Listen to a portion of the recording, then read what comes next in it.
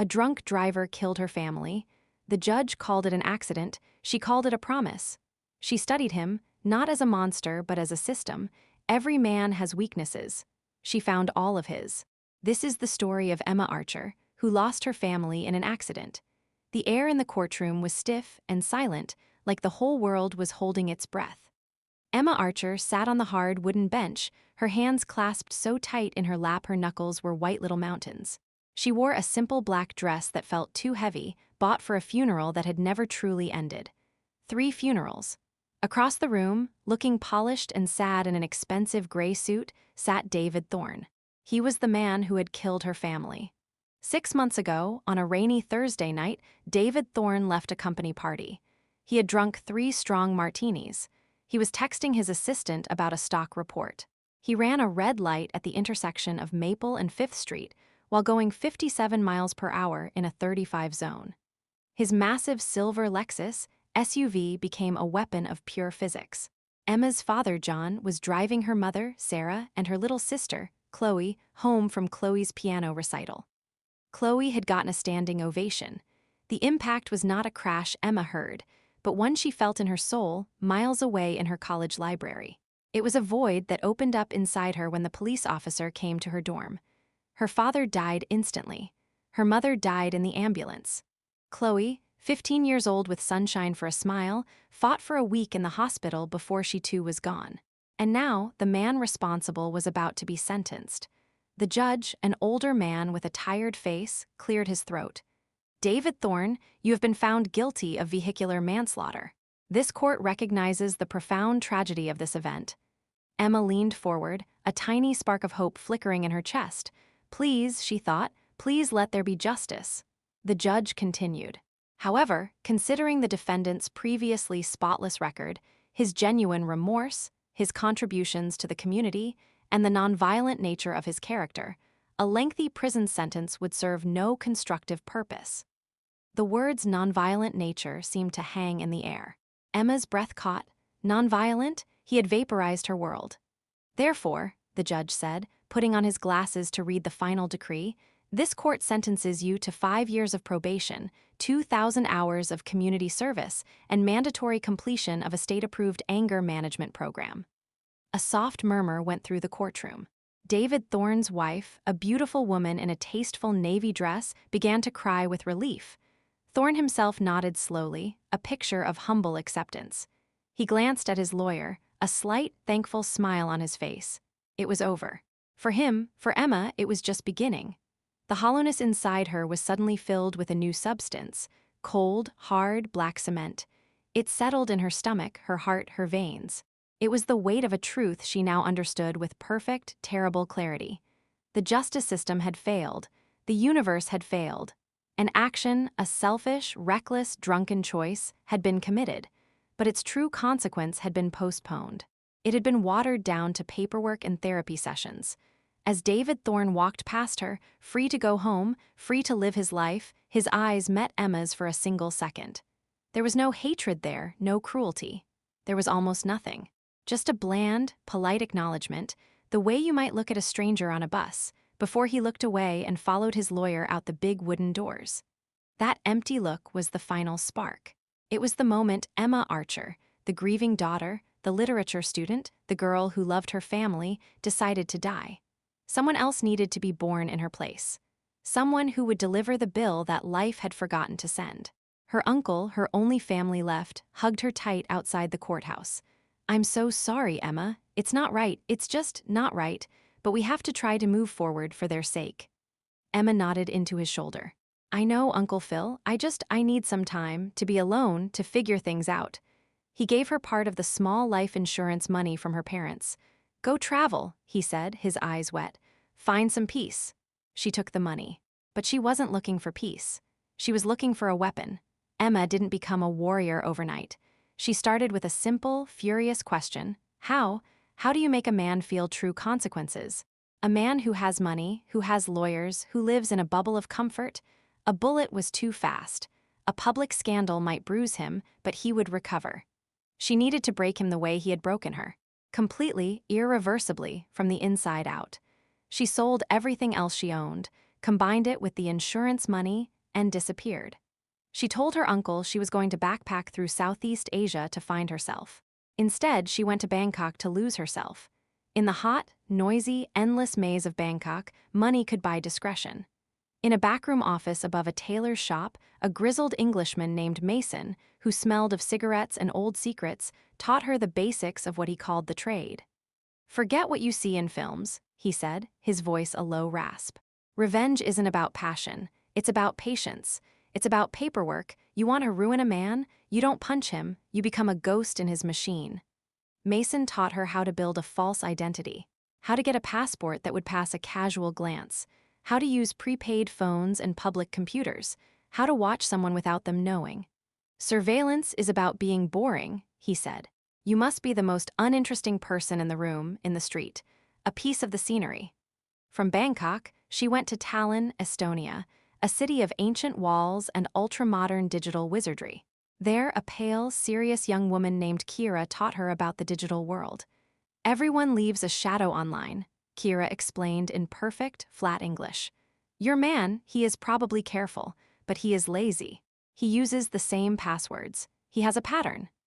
Emma learned about cryptocurrency, anonymous browsers, and how to slip into the digital backdoors of everyday life. She learned how to create fake emails, fake websites, fake documents that looked real. She wasn't hacking banks. She was learning to weave a digital ghost story. Her final teacher was in a lonely cabin in the mountains of Montana. He was an old man named Carl who had once worked for a part of the government that didn't have a name. He taught her physical things: how to pick a lock, not with fancy tools but with two simple pieces of metal, how to disappear in a crowd, how to use the environment, a pen, a key, the element of surprise, to defend herself. But most importantly, he taught her about pressure. "Everyone has pressure points," Carl said, staring into the fire. "Not just in the body, in the mind. What does your man love? What does he fear? What does he need to believe about himself? You find those points, and you press, slowly. You don't push him off a cliff. You make him walk to the edge himself, thinking it's his own idea." For 2 years, Emma transformed. She cut and dyed her hair. She learned to walk differently, to change her accent. She practiced her new personas in mirrors and in quiet cafes. She was no longer just Emma. She was a collection of potential ghosts. And all the while, she studied David Thorne. She hacked his email. His password was the name of his dog and his birth year. She read his financial statements. She saw the donations he made to charity for the good publicity. She saw the emails to his golf buddies, joking about his speed bump. She saw the real David Thorne. He was not a cartoon villain. He was something worse, a carelessly selfish man. His world was a gallery of mirrors, all reflecting back the image of David Thorne, successful family man, community pillar. The accident was a crack in those mirrors, and he had paid experts to glue it back together so no one would notice. He had convinced himself it was just bad luck. But Emma found the flaws. She found his secret. Buried in his financials were regular, large transfers to an online casino based in the Caribbean. David Thorne had a gambling habit. It was his dirty little secret, his thrill. He was good at hiding it, but Emma saw it. It was a lever, and she would pull it. She also saw his pride. His love for his vintage car, a perfect blue 1967 Shelby Cobra. He called it his baby. She saw his deep, hidden insecurity about his business partner, Marcus, who was more charismatic and better liked by their clients. Thorne was jealous. It was another lever. Finally, she saw his fear. A fear of being exposed, of being seen as a fraud, of losing the perfect picture he had painted of his life. Emma had her map. She had her tools. She had her levers. She named her plan the Reckoning. It would not be a single act. It would be a chain of events, each one a logical consequence of the last, leading David Thorne step by step into a prison of his own making. Emma believed that David Thorne's freedom was built by others: the lawyer who twisted the law, the judge who valued order over justice. They were the walls of his protective bubble. So, her first targets were not Thorne himself, but the men who kept him safe. Alan Croft, the slick lawyer, was proud of his win. He saw Thorne's case as a masterpiece of legal maneuvering. Emma studied him. Croft's weakness was greed. He liked to live even bigger than his big salary allowed. She discovered he dabbled in the stock market, often using hunches that smelled an awful lot like insider information from his rich clients. Emma, using skills from Kira in Estonia, created a masterpiece of a lie.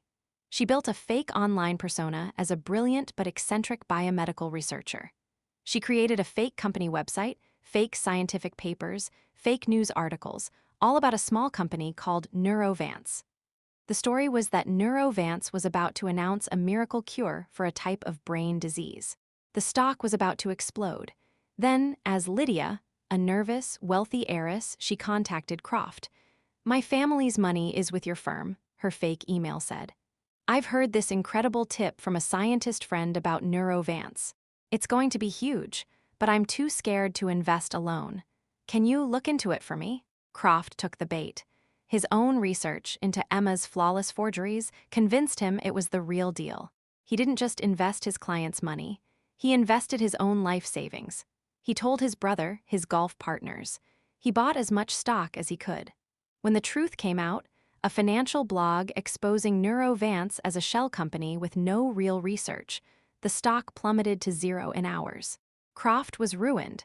He faced lawsuits from clients and family. The Bar Association launched an investigation. The day he was forced to resign, he got a plain envelope in the mail. Inside was a single, high-resolution photograph of the wreckage of the Archer family car. On the back, typed, were the words, "You helped a killer walk free. Now you walk into ruin. Every action has a consequence. N." The N stood for Nemesis. It was her calling card. Judge Harold Bennington was next. He was a man who loved his legacy, his family name. Emma discovered his son, a spoiled young man, was running a shady cryptocurrency investment club for his rich friends. It was a house of cards, but it was propped up by the implied blessing of his father, the respected judge. Emma didn't expose it to the authorities. Instead, she anonymously tipped off a ruthless group of online financiers known for crushing weak schemes. They launched a digital attack, a raid, that drained every dollar from the son's operation and then publicly mocked its stupidity on financial forums. The Bennington name became a joke overnight. The scandal was too loud to ignore. Judge Bennington, to save the last shreds of his dignity, announced an early retirement. On the day his retirement was in the newspaper, he received a package. It contained the official court transcript from David Thorne's sentencing hearing. The paragraph where he talked about Thorne's nonviolent nature was highlighted in neon yellow. Beneath it, written in the same font, was, "Your honor served the powerful. Now you have none." Two pillars of David Thorne's world had crumbled. He heard about it, of course. He called Croft, who screamed at him and hung up. He felt a tremor of unease. What bad luck, he thought. He didn't connect it to himself. Not yet. Now, Emma moved closer to Thorne's heart. His business, Thorne and Associates, was his identity, and his partner, Marcus, was the key. Emma became two different women. The first was Myra. Myra was a sharp, ambitious day trader with a dazzling smile. She engineered a meeting with Marcus at an exclusive financial conference. She flirted just enough, talked markets with brilliant insight, and made him feel like the smartest man in the room. Over expensive dinners, she listened as he complained just a little about David. "David's a good strategist, but he's become so risk-averse," Marcus would sigh. "It's holding us back." Myra ever so gently agreed. She planted seeds. "You know, in my experience, when a partner gets cautious, it's sometimes because they're hiding losses elsewhere, or planning their own exit." She saw the thought take root in Marcus's mind. The second woman was Ilera. Ilera was a sophisticated art and car collector from Switzerland. She contacted David Thorne directly through his business email. She gushed about his legendary Blue Cobra. She had heard he might be willing to sell to a serious collector. She offered a price that was double the car's value. Thorne was flattered but refused. "I could never sell her," he wrote back. Ilera was understanding. "A man of passion. I respect that. Speaking of passion, I heard a fascinating rumor in Milan last week about your firm. About Marcus looking for Italian backers for a new venture. Probably just gossip, of course. The finance world is full of chatter." David Thorne stared at that email. Marcus, planning his own venture? The jealousy and insecurity Emma had identified erupted. He started watching Marcus like a hawk. He began rereading old emails, searching for hidden meanings. Meanwhile, Myra was feeding Marcus evidence. She sent him fabricated bank statements, created by Emma in Talon, that showed mysterious transfers from their firm's accounts to an offshore company linked to Thorne. It was fake, but it looked terrifyingly real. The explosion was spectacular. At a partner meeting, Marcus accused Thorne of embezzlement. Thorne, enraged, accused Marcus of betrayal and planning a coup. They screamed at each other in their glass-walled office, employees watching in horror. Lawyers were called. The business froze. Clients, smelling blood in the water, started to leave. Thorne's professional life, his source of pride and money, was cracking open. He was furious, stressed, and looking for an escape. He turned to the one thing that always made him feel better, that made him feel in control: his secret gambling. Emma was ready for him. She had created her own online casino, Acheron Bay. The name came from Greek myth, a river of pain in the underworld. She used her digital skills to make sure it popped up in Thorne's searches when he was looking for a new, exclusive, high-stakes site. The site was beautiful, sleek, and seemed incredibly legitimate. It was also designed for one player only, David Thorne. At first he won. He started small, then grew bolder. He won $20,000, then $50,000. The site congratulated him. A true high roller, the chatbot said. It felt amazing. Here, in the middle of his business crumbling, was proof he was still lucky, still a winner. He needed that feeling. He started to bet bigger. And then the algorithm, controlled by Emma, shifted. He lost a big bet, then another. He chased his losses, a classic gambler's trap. He drained his personal checking account. He took a second mortgage on his house, telling his wife Olivia it was for a surefire investment. He lost that money too. Panicking, he received a message from Acheron Bay's VIP manager. "We value you, Mr. Thorne. We see you're in a temporary slump. We can extend a special line of credit to a player of your stature. Let's get you back on top." Desperate, Thorne took it. A line of credit for $2 million. It felt like a lifeline. It was a noose. He lost it all over one weekend, betting on virtual blackjack and sports games. On Monday morning, a new statement appeared in his account. He owed Acheron Bay $2 million, plus astronomical interest that grew every day. A polite but firm email arrived. Payment is due in full in 30 days. Failure to comply will result in the debt being sold to our collections partners. Thorne felt cold terror. This debt was illegal, hidden, and the collectors they used were rumored to be brutal. He couldn't tell his lawyer, Croft was gone. He couldn't tell the police. He was trapped. Then, a physical letter arrived at his office, marked private and confidential. Inside was a single, glossy photograph of his blue Shelby Cobra, gleaming in the sun. On the back, handwritten this time, was a message. "Mr. Thorne, we are prepared to be reasonable. We will accept an asset of significant value as a down payment on your debt. Your car is valued appropriately. Leave the keys in the visor. Park it at the old loading dock, 77 River Street, tonight at 1 a.m. Do not be seen. Do not tell anyone. If you comply, we will credit your account with $500,000 and discuss new terms. If you do not, our partners will visit your home tomorrow." A. Bay Collections, his hands shook. His car, his beautiful, perfect car, he loved it more than almost anything.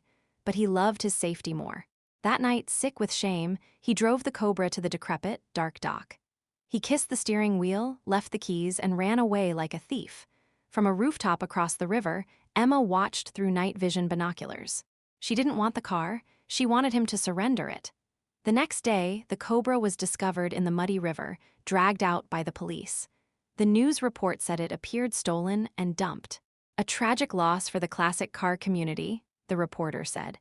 David Thorne watched the news on TV, a cold cup of coffee in his hand. He felt a piece of his soul die.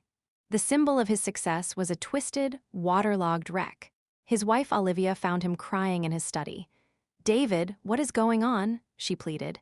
"The business is a mess. You're acting so strange, you're hiding things. Are you in some kind of trouble?" He pushed her away. "Just work stress. Leave me alone." But Olivia was scared. She searched online for help and found the website for Dr. Anya Petrova, a highly recommended specialist in grief, trauma, and marriage counseling. It said she helped couples navigate unthinkable loss. It was exactly what Olivia felt they were facing. She begged David to go. Dr. Anya Petrova was Emma. With a brunette wig, professional glasses, and a calm European accent, she was unrecognizable. Her office was serene, with soft lights and comfortable chairs. Thorne was reluctant, sullen. Olivia did most of the talking at first, crying about the distance between them, about his anger, about the strange bad luck plaguing their lives. Emma, as Dr. Petrova, listened with deep empathy.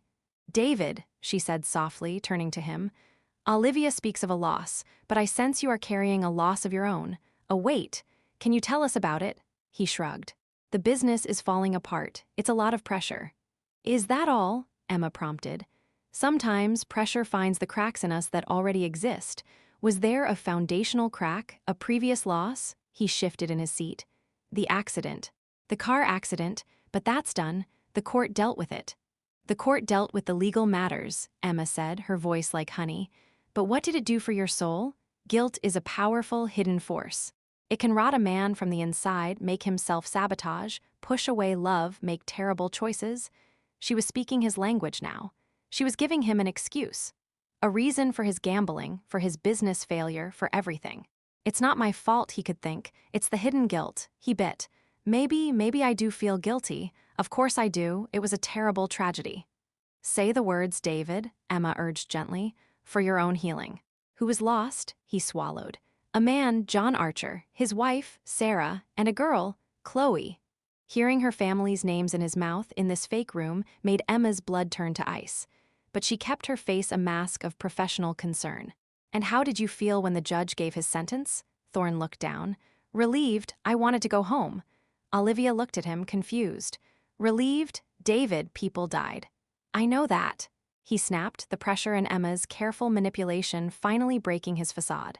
"But they were strangers. It was an accident. My life was ruined too.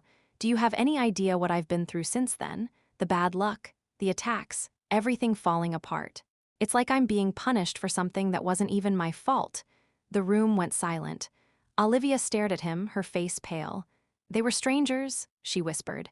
"David, they were a family. They had names. They had a daughter who was here. You took everything from her, and you call it bad luck." She stood up, her purse clutched to her chest.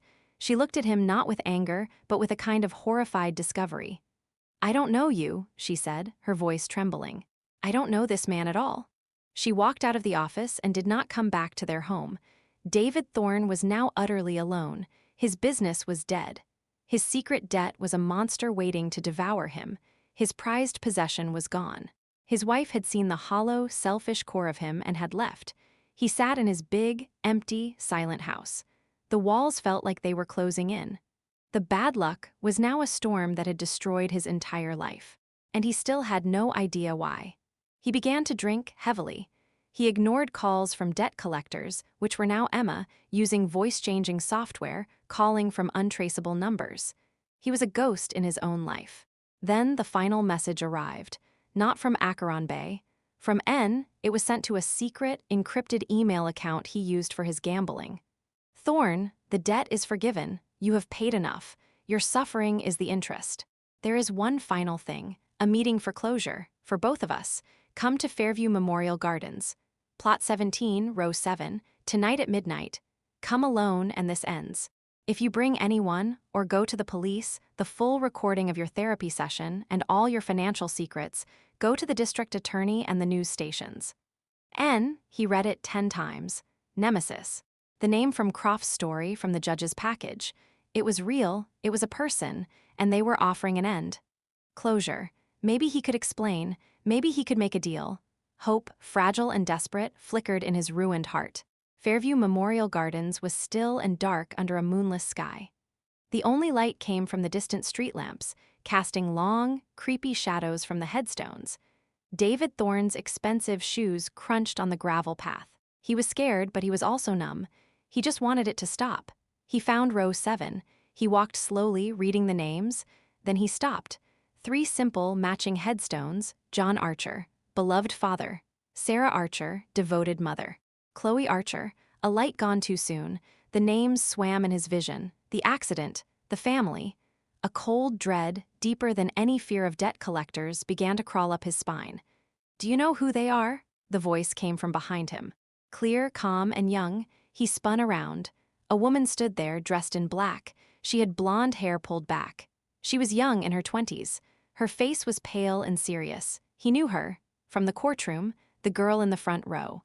The one with the dead eyes. "You," he breathed. "Me," Emma said. She took a step forward. "You took them from me. The law gave you a slap on the wrist, so I took everything from you. I became the consequence you never faced." Thorne's mind, fogged by alcohol and fear, began to connect the dots.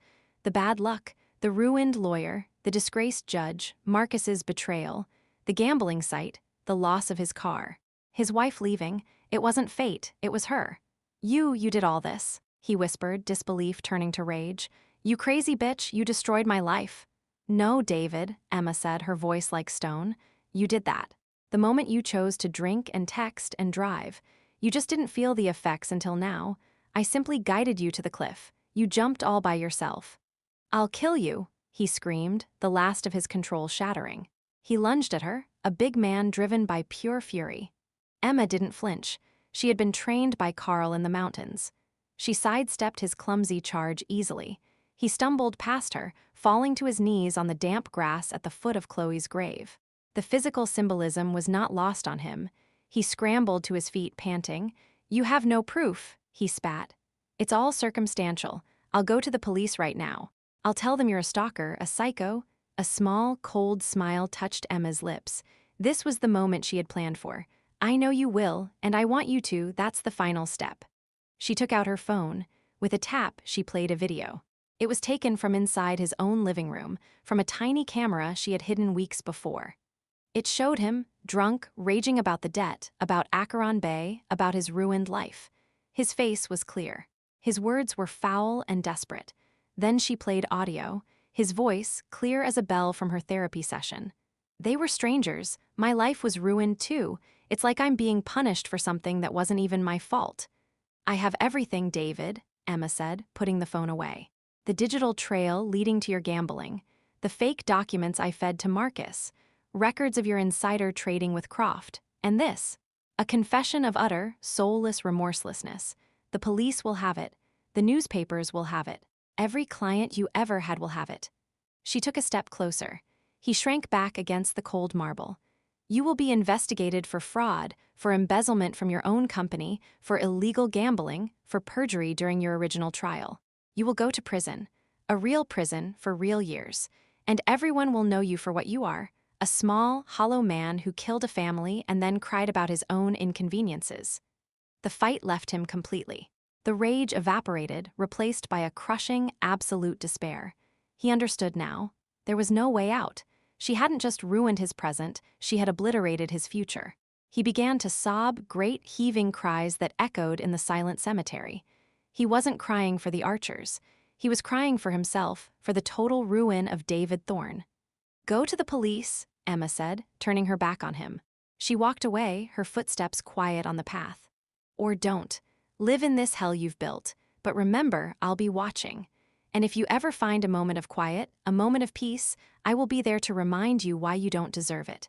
This is your life now. This is your consequence." She left him there, weeping on the graves of the people he had destroyed.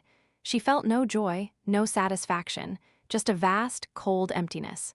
She had poured all of herself, her love, her grief, her intelligence, her years into this engine of vengeance. Now it was done.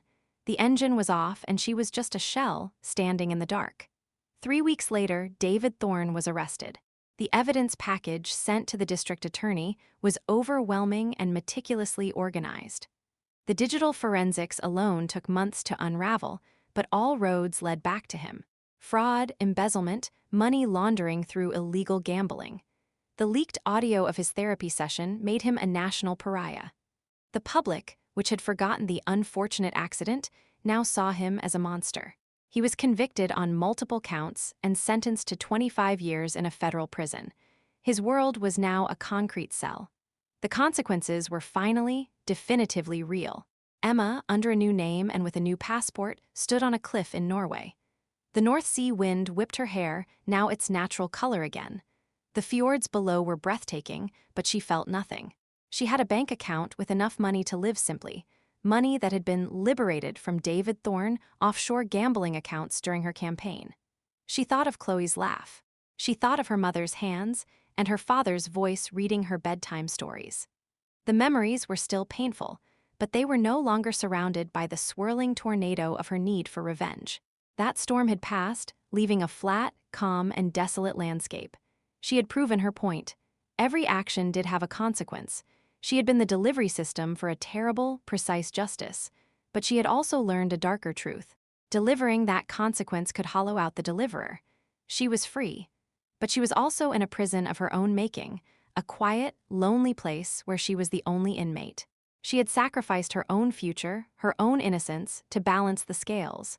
She had become a ghost, a legend of vengeance, but she could never again be just Emma.